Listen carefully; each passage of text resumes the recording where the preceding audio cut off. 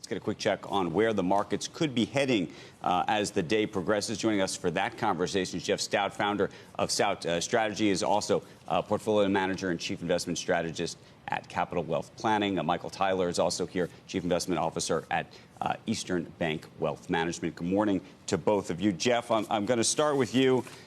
Depending on what newspaper you read on any given day over the past week, we're either about to fall into a terrible recession and it's going to be horrific, or we have, either extra innings or we're not even in, we're like in the sixth inning of some baseball game here. Which one is it?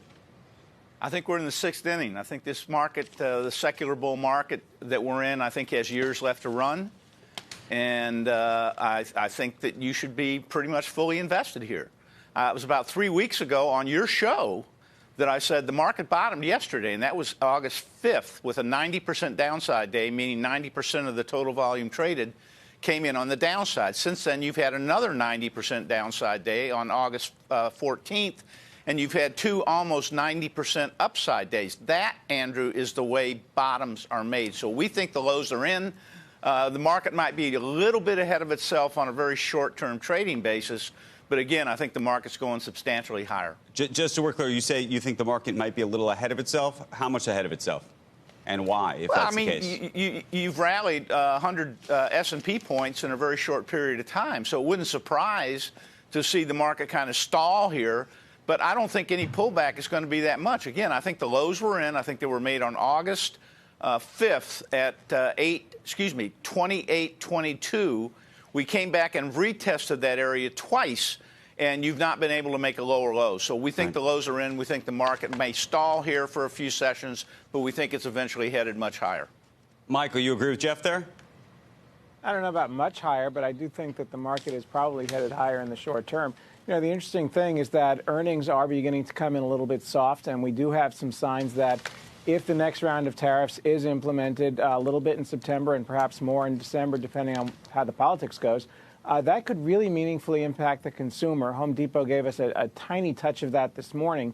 And if so, then we've got some real vulnerability because the consumer has been the driving force for so long. And if that weakens, if consumers weaken, then we could have a fundamental problem. But for right now, rising valuations on low interest rates, even if earnings are a bit soft, I'd say Jeff is right. The market's probably got a little bit more, at least a little bit more to go this year. How dependent, though, is that on the Fed? And in terms of rate cuts, what are you expecting? I think the Fed probably has one more, maybe two more cuts in front of it this year. I don't, frankly, think that they are needed from an economic point of view. Really? But I think politically they're kind of happening, whether we like it or not, or whether we need it or not.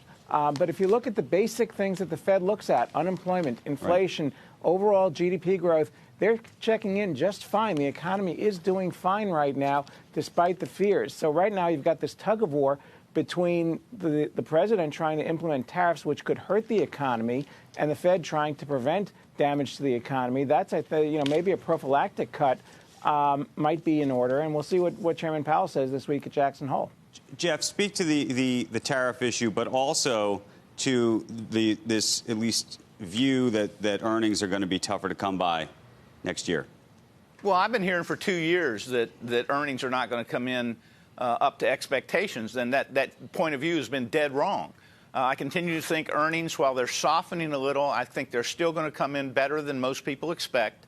As far as the tariff issue goes, I think it was J.P. Morgan that came out the other day and said they think that the average consumer is going to be hit for about $1,000 a year more in terms of purchasing power when the tariffs go into effect. I don't think that's enough to shut down the consumer. I think the consumer is in really good shape.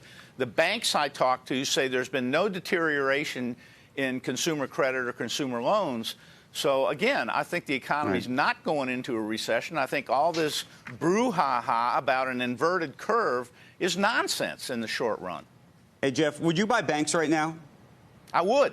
You would? I think financials Warren Buffett's buying banks. I think the financials are cheap. And my father used to tell me, son, good things tend to happen to cheap stocks. Jeff, we're going to leave the conversation there. So Michael? Just real quickly, just to follow up on that, you don't think that we're looking at a situation where the banks are going to have a really tough time, because interest rates are so low, that there's never going to be heydays for banks again, or you just think they're so cheap that it's worth buying anyway? I think they're cheap. Banks don't lose money in an inverted yield curve environment. They don't lose money in a low interest rate environment. Banks lose money on bad loans, and they are not losing money on bad loans. They're not losing money on bad loans yet. The issue is whether they're about to lose money on bad loans, right? That's the issue.